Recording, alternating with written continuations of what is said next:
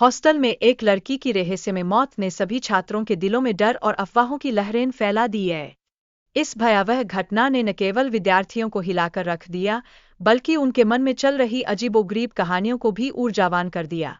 छात्रों के बीच इस रहस्य ने गहरी जड़ें जमा ली, जिससे हर कोई उस भूतिया साये की चर्चा करने लगा।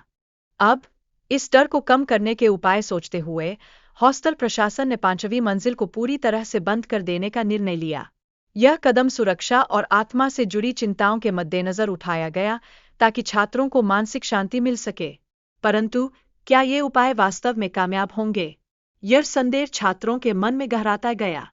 निर्मला की रात की पढ़ाई और मनीषा के साथ साझा कमरा, दोनों ही उनके जीवन में तनाव और चिंता का एक बड़ा कारण बन गए थे। इस प्रतिस्पर्धात्मक माहौल में दैनिक जीवन की चुनौती छात्रों को और भी अधिक बेचैन कर रही थी। ऐसे में हॉस्टल की 5वीं मंजिल की कहानियां छात्रों के बीच चर्चा का केंद्र बन गईं, लेकिन कोई भी वहां जाने की हिम्मत जुटा नहीं सका। इसी बीच एक रात निमिषा अकेले कॉफी बनाने गई। अचानक उसे मनीषा उसके पीछे खड़ी हुई मिली, और यह एक डरावना पल था। निमिषा के दिल की धड़कनें तेज हो गईं, जैसे वह किसी खौफनाक फिल्म के सीन का हिस्सा बन गई हो। उस पल ने उनके बीच एक अजीब सी खींचातानी पैदा कर दी। फिर मनीषा ने निमिषा से कहा कि चलो, हम 5वीं मंजिल पर चलते हैं।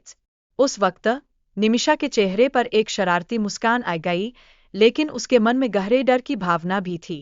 यह उस स्थिति की गहराई को दर्शाता है, जिसमें एक ओर दोस्ती थी तो दूसरी ओर रहस्यमय घटनाओं का साया।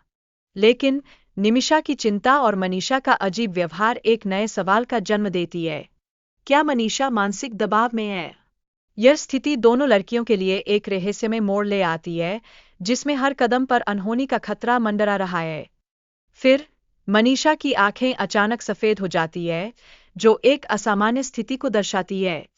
यह संकेत है कि वह निमिषा पर मानसिक नियंत्रण का प्रयास कर रही है।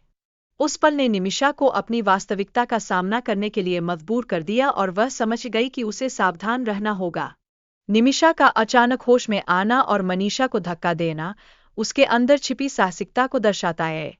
यह एक महत्वपूर्ण पल है, जब वह अपनी जान बचाने में सफल होती है।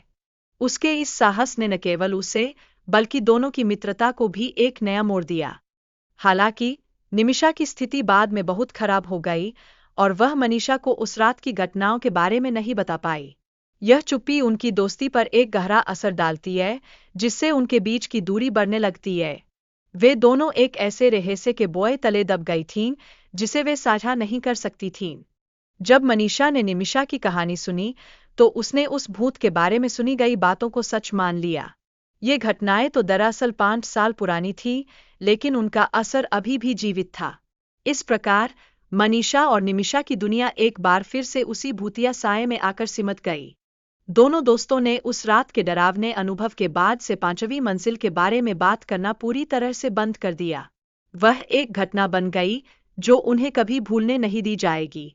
इस अनुभव ने न केवल उनकी दोस्ती को चुनौती दी, बल्कि उनके मन में उस हॉस्टल के अंधेरे साये को भी हमेशा के लिए घर बना लिया।